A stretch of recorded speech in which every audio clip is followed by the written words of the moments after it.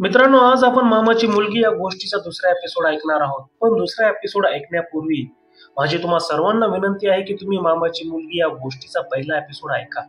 कारण तरच दुसरा एपिसोड तुम्हाला समजायला सोपं जाईल. एपिसोड 1 ची लिंक मी डिस्क्रिप्शन मध्ये दिली आहे. दुसऱ्या एपिसोडची सुरुवात आपण पहिला एपिसोड जिथे संपला तिथूनच करूयात. मनीषला स्वातीला भेटून खूप बरं वाटलं होतं. दोघांनी आज खूप वर्षानंतर मनमोकळेपणे गप्पा मारल्या होत्या. दोघांच्या मनात असलेले एकमेकांबद्दलचे गैरसमज दूर झाले होते. रात्री 8च्या सुमारास स्वाती अभ्यासिकेतून बाहेर आली. तिने मनीषला फोन करून बोलवून घेतलं. मनीषने स्वातीला तिच्या हॉस्टेलमध्ये सोडलं आणि तो त्याच्या रूमवर आला. गेल्या 6 वर्षात स्पर्धा परीक्षेच्या काढलेल्या नोट्स त्याने जमा केल्या. त्याच्याकडे असलेले प्रश्नपत्रिका संच त्याने जमा केले. दुसऱ्या दिवशी सकाळी लवकर उठून तो तयार झाला. स्वतःसाठी आणि स्वातीसाठी त्याने डब्बा बनवला आणि अभ्यासिकेत गेला. फी भरून अभ्यासिकेत त्याने ऍडमिशन घेतलं. तो रोज तिच्यासाठी स्वतःच्या हाताने बनवलेला जेवणाचा डब्बा घेऊन जायचा. तिला अभ्यासिका बंद झाल्यावर हॉस्टेलला सोडायचा. मनीष स्वातीपेक्षा 5 वर्षांनी मोठा होता, त्यामुळे तो तिला लहान मुलासारखं समजावून सांगायचा. तिने एखादी गोष्ट नाही ऐकली तर रागवायचा. स्वातीची भेट झाल्यानंतर 2 दिवसातच त्याने तिचा अँड्रॉइड फोन घेतला आणि तिला साधा सॅमसंगचा फोन देत ठणकावून सांगितलं, एमपीएससी यूपीएससीची परीक्षा उत्तीर्ण होणं जोक नाही. त्यामुळे जोपर्यंत तू अधिकारी होत नाहीस तोपर्यंत व्हॉट्सअप, इन्स्टा, फेसबुक सगळं बंद. स्वातीनं फोनसाठी थोडी रडारडी केली, पण मनीषनं तिच्या विनंतीला भीक नाही घातलं. स्वातीचं हॉस्टेल अभ्यासिकेपासून खूप लांब होतं. दिवसातील 2 तास तिचे प्रवासात जायचे. बसची वाट बघत तिला उभं राहावं लागायचं. म्हणून मनीषनं तिच्यासाठी सेकंड हँड बाईक घेतली. बाईक विकत घेण्यासाठी पैसे जमा करताना पुरती त्याची दमछाक झाली. घरून काही पैसे मागितले, मित्रांकडून पैसे उधार घेतले, स्वतःची अंगठी मोडली आणि 20,000चं लोन काढलं. बाईक बघून स्वाती खुश झाली. तिला बाईकवर बसायची सवय नव्हती. ती मनीषला घट्ट पकडायची. तिनं घट्ट पकडलं की मनीषला आपण बाईक विकत घेण्यासाठी घेतलेल्या कष्टाचं चीज झाल्यासारखं वाटायचं. स्वातीने दिलेल्या परीक्षेचा निकाल लागला होता. स्वाती नापास झाली होती. तिला खूप कमी मार्क पडले होते हे तिला समजतात तिला खूप दुःख झालं. तिचा रडून रडून चेहरा सुजला. मनीष तिला समजावत म्हणाला, यश अपयश पचवायला शिक स्वाती. तुझा तर पहिला प्रयत्न होता. आम्हाला बघ, गेल्या 6 वर्षापासून प्रयत्न करतोय. 10 ते 12 वेळा परीक्षा दिल्या, प्रत्येक वेळी अपयश. मी काय करावं? ती मृणाली बघ, MBA केलं, 10 लाखाचं पॅकेज घेऊन कंपनीत लागली. नोकरीत मन रमलं नाही, जॉब सोडला आणि आता स्पर्धा परीक्षेची तयारी करत आहे. आज 4 वर्ष झाली. तिनं सुद्धा 10 ते 12 परीक्षा दिल्या. तिला सुद्धा यश नाही आलं. ती असं तुझ्यासारखं रडत नाही बसली. तो युसुफ, अशोक, रुपाली यांना अपयश नाही आलं. अपयश पचवून ते अभ्यासाला लागले, या आशेनं की एक दिवस त्यांना यश येईल. मनीष सोबत बोलून स्वातीला खूप बरं वाटायचं. आपल्यासोबत आपल्याला साथ देणार कोणीतरी आहे ही जाणीव तिला धीर द्यायची आणि ती परत अभ्यासाला लागायची. LICच्या जागा निघाल्या होत्या. दोघांनी फॉर्म भरला. दोघेही अभ्यासाला लागले. परीक्षा जवळ आली. स्वातीचं परीक्षा केंद्र यवतमाळ आणि मनीषचं जालना आलं. दोघांची एकाच दिवशी परीक्षा. स्वाती परीक्षेला कशी जाणार? तिचा जर पेपर चांगला नाही केला तर तिला धीर कोण देणार? असे एक ना अनेक प्रश्न मनीषच्या डोक्यात येऊ लागले. त्यानं ठरवलं स्वातीसोबत यवतमाळला जायचं आणि तो गेला. स्वतःची परीक्षा बुडवून मनीष आपल्यासोबत आला याचं स्वातीला दुःख झालं, पण तेवढंच बरंही वाटलं. तिला पेपर चांगला गेला होता. परत येते वेळेस ती बसमध्ये मनीषच्या खांद्यावर डोकं ठेवून निवांत झोपली. दिवाळीच्या क्लासला, हॉस्टेलला आणि अभ्यासिकेला सुट्ट्या होत्या. स्वातीचे आई वडील सुद्धा स्वातीला घरी ये म्हणून आग्रह करत होते, पण स्वातीची घरी जायची इच्छा नव्हती. तिला पुण्यातच अभ्यास करायचा होता. पण राहायचं कुठं हा प्रश्न होता. तिनं तिची इच्छा मनीषकडे व्यक्त केली. त्याने मुलींच्या इतर हॉस्टेलमध्ये चौकशी केली, पण त्याला यश नाही आलं. आता मात्र स्वातीला सुट्ट्या संपेपर्यंत घरी जाण्याशिवाय पर्याय नव्हता. तिचा चेहरा उतरला. स्वातीचा उतरलेला चेहरा बघून मनीष तिला म्हणाला, तुझी काही हरकत नसेल तर तू माझ्या रूमवर राहू शकतेस. स्वाती आश्चर्याने मनीषकडे बघत म्हणाली, तुमच्या रूमवर? मनीष म्हणाला, हो, माझा मित्र केशव दिवाळीच्या सुट्ट्यात गावी जातो. मी एकटाच असतो. स्वाती विचारात पडली. मनीष तिला म्हणाला, काय झालं? स्वाती विचार करत म्हणाली, आपण दोघं एकत्र? मला भीती वाटते. मनीषने विचारलं, कसली? स्वाती म्हणाली, आपल्यात काही चुकीचं घडलं तर? मनीष थोडा विचार करत म्हणाला, एक पर्याय आहे. मी माझ्या मित्राकडे राहायला जातो, तू माझ्या रूमवर राहा. गॅस आहे, राशन भरलेलं आहे. स्वातीला ही कल्पना चांगली वाटली आणि तिने लगेच होकार दिला. गरजेपुरतं सामान घेतलं आणि मनीष सोबत त्याच्या रूमवर आली. मनीषनं कोणती वस्तू कुठे ठेवली आहे हे दाखवलं आणि स्वतःची बॅग घेऊन तो मित्राच्या रूमवर निघून गेला. स्वाती रात्री अभ्यास करत बसली, पण तिचा अभ्यासात मन लागेल. तिला मनीषची आठवण येऊ लागली. आपण मनीषसोबत काहीतरी चुकीचं केलंय असं तिला राहून राहून वाटू लागलं. तिनं मनीषला फोन केला. त्याच्याशी फोनवर बोलताना तिला गाड्यांचा आवाज ऐकू आला, बसची अनाउन्समेंट ऐकू आली. तिनं आश्चर्यानं मनीषला विचारलं, तुम्ही अजून तुमच्या मित्राच्या घरी नाही पोहोचले? मनीषनं उत्तर दिलं, हो आताच पोहोचलो. स्वातीने विचारलं, मग ही बसची अनाउन्समेंट आणि गाड्यांचा आवाज काय ऐकू येत आहे? स्वातीचा प्रश्न ऐकून मनीष थोडा विचार करत म्हणाला, ते मी माझ्या मित्रासोबत बाहेर फिरायला आलोय. तुझं जेवण झालं? स्वाती विचार करत म्हणाली, हो झालं.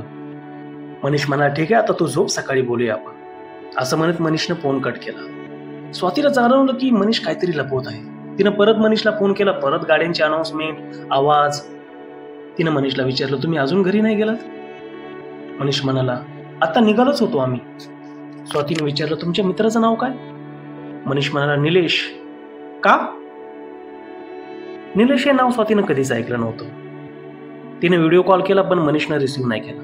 आता मात्र तिला खात्री झाली की मनीषची बाहेर राहायची व्यवस्था नाहीये. तो आपल्यासाठी बस स्थानकावर रात्र काढतोय.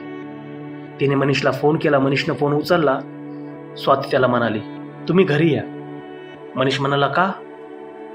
स्वाती म्हणाली, मला खूप भीती वाटते, मी एकटी नाही राहू शकत. तुम्ही जर घरी नाही आलात तर मी आत्ता बॅग घेऊन बाहेर पडेल, तुम्हाला माझी शपथ आहे.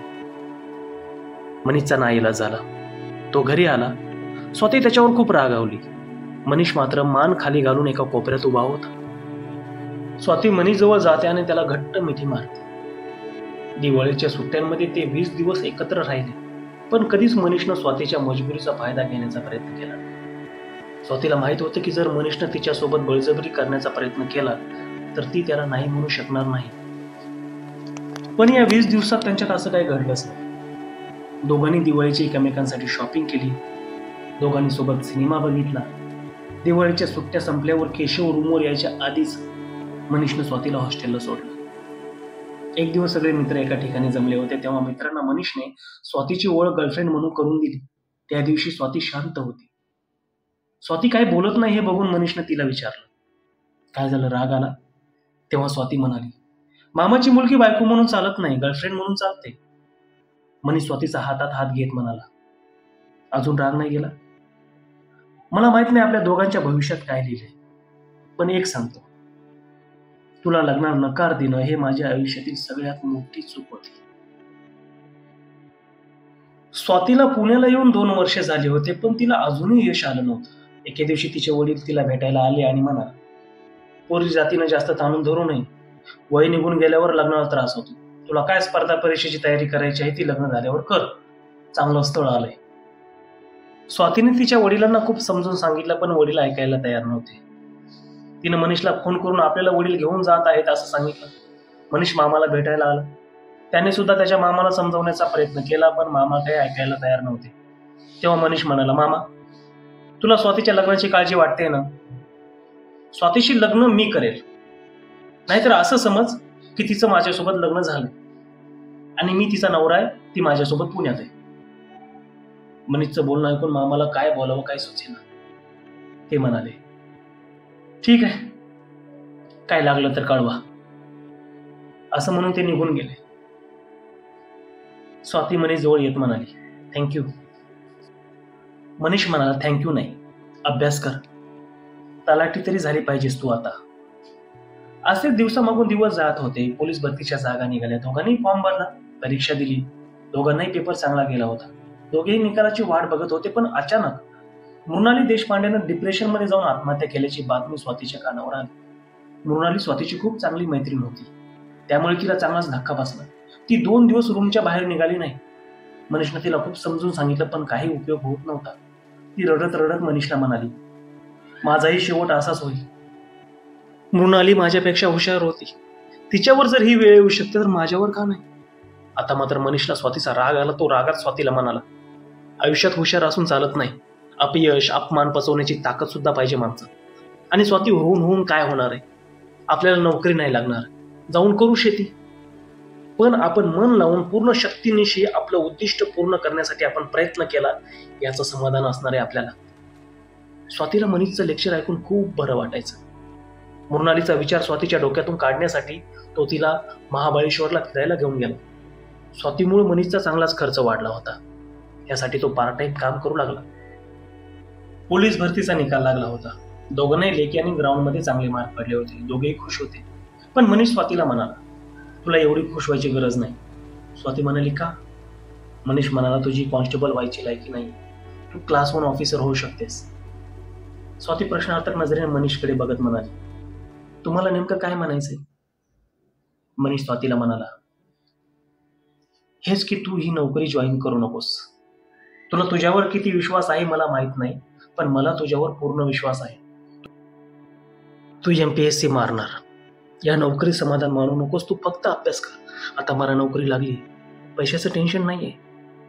स्वातीला सुद्धा मनीषची गोष्ट पटली होती. तिने नोकरी जॉईन नाही केली. तिने ठरवलं की आपण MPSCची तयारी करायची. मनीषची पोस्टिंग नाशिकला झाली होती. मनीष फोनवर स्वातीच्या संपर्कात होताच तिला सुट्टी काढून भेटायला जायचा. दोघं खूप गप्पा मारायचे. पगार झाला की तो तिच्या खात्यात पैसे टाकायचा. पण आज 3 वर्ष झाले तरी MPSCची परीक्षा स्वातीला निघाली नव्हती. ती खूप थकली होती. तिच्यासोबतच्या मैत्रिणी काही पोलीस झाल्या, काही ग्रामसेवक, काही तलाठी झाल्या. त्यांची लग्न झाली. आपण सुद्धा कॉन्स्टेबल झालो होतो, पण मनीषने आपल्याला कामावर रुजू होऊ दिलं नाही. आपण खूप मोठी चूक केली. आपण कामावर रुजू व्हायला पाहिजे होतं असं तिला वाटू लागलं. एके दिवशी मनीष तिला भेटायला आला. त्या दिवशी स्वाती त्याला म्हणाली, तुमच्यामुळे माझं खूप मोठं नुकसान झालंय. मी नोकरीवर रुजू व्हायला पाहिजे होतं, पण तुम्ही हो दिलं. तुम्ही जळता माझ्यावर. तुमची इच्छा आहे मी मृणालीसारखी आत्महत्या करावी. माझं आणि माझ्या बाबाचं 4 लोकांमध्ये हसू व्हावं. असं काहीतरी बरंच बोलली. मनीषला तिच्याकडून ही अपेक्षा नव्हती. तिचे शब्द मनीषच्या काळजात आरपार गेले. तो निशब्द झाला आणि नाशिकला निघून गेला. त्यानंतर त्यानं तिला फोन नाही केला की तिचाही त्याला फोन नाही आला. तो दर महिन्याला पगार झाला की तिच्या खात्यात पैसे टाकायचा. फक्त पैसे टाकले म्हणून व्हॉट्सअप मेसेज करायचा. मित्रांनो, मामाची मुलगी या गोष्टीचा 3रा एपिसोड ऐकण्यासाठी चॅनल लाईक करा आणि सबस्क्राईब करायला विसरू नका. धन्यवाद.